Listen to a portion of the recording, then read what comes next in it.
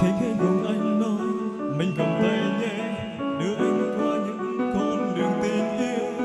Em chẳng thể dối lòng rằng em đã yêu anh từ lúc nào. Nghe nhịp đập con tim lòng mình thổn thức, anh muốn ta là của nhau.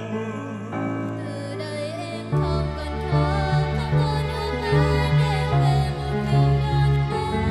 Đưa anh vui ra cuộc sống chỉ bao buồn vui. Lòng em luôn luôn nguyện ước cho dù năm tháng phai nhòa tình ta vẫn sẽ Cuộc đời sẽ mãi mãi ta là của nhau.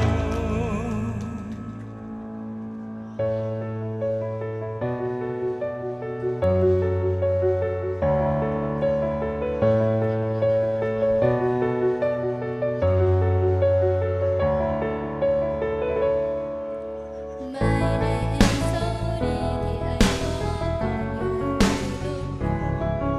Khi mỉm cười anh nói em thật lúc nghe yêu em đến khi nhắm mắt xuôi tay.